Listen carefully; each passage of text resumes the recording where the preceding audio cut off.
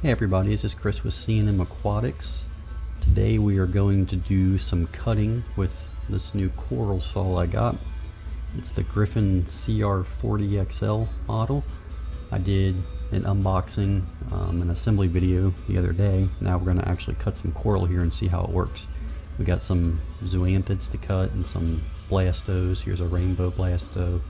We're going to see how it does on these things.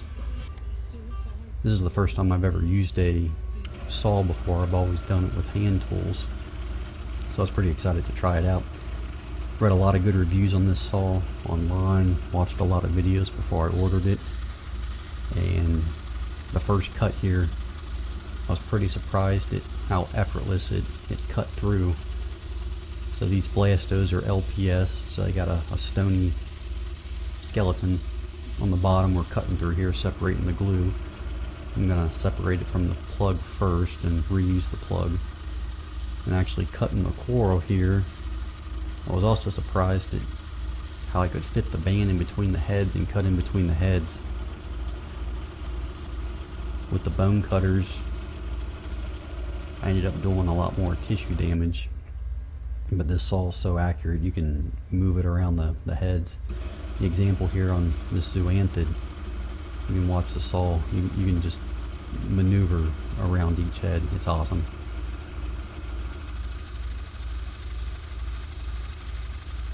So with the zoas, I try to cut them into 2 or 3 polyps. They seem to do better if you cut them into 2 or 3 instead of single heads.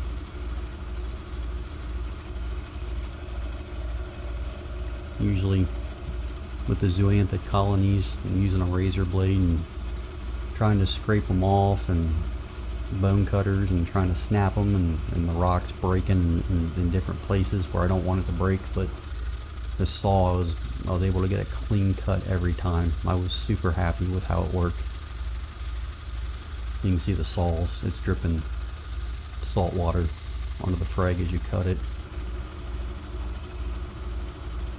But you can see you're just able to cut it into whatever size pieces you want. And these are some Recordia mushrooms. Big I got 3 polyps off of this rock. The only thing I would say is one day I know I'm going to cut the tip of my finger off with this thing. I'm just not going to be paying attention and just cut my finger. It can be easy to do. I don't know if they make finger guards or gloves or something you can wear. If you have a glove on, I'd be afraid to get sucked into the band. That's something I'm going to do one day. I'll let you know when I do it.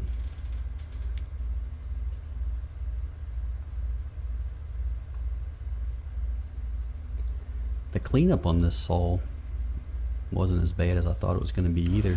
Pretty much just dumped out the basin into the stationary tub and rinsed it out and wiped it down. It was ready to go. Gryphon, they do recommend after cutting, cleaning it after every cutting. It's a good practice to do that anyway, as these corals, they tend to slime up a lot when you're cutting them. They don't tend to really like being cut with a saw, which is understandable. But it's a good idea to rinse it out, and I would even recommend changing the water in between each species you cut. Especially with the zoanthids, certain ones carry a palytoxin, and the slime from different species can hurt other corals. I haven't had an issue with it yet, but it's probably good practice just to clean your water out and get fresh water when you're switching different species. So here, just gluing them on some frag plugs. I'm going to get them ready to go back in the tank. I'm going to do some other videos later on actually fragging corals and how to do it. So if there's any specific type of coral you want to see done, how to do it, leave me a comment below, send me a message, and we'll work on doing that. I got a lot of stuff coming up here I gotta cut to get up on the website, but I was able to do these frags in half the time if I was using the traditional hand tools. So far I've been extremely happy with the saw. I'm excited to use it again.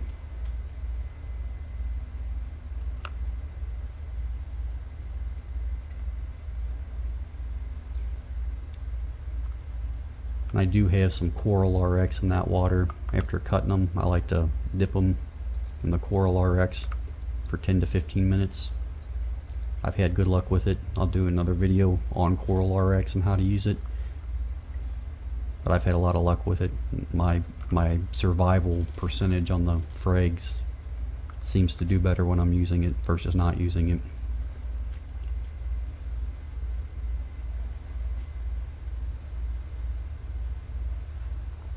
There it is, my first cutting.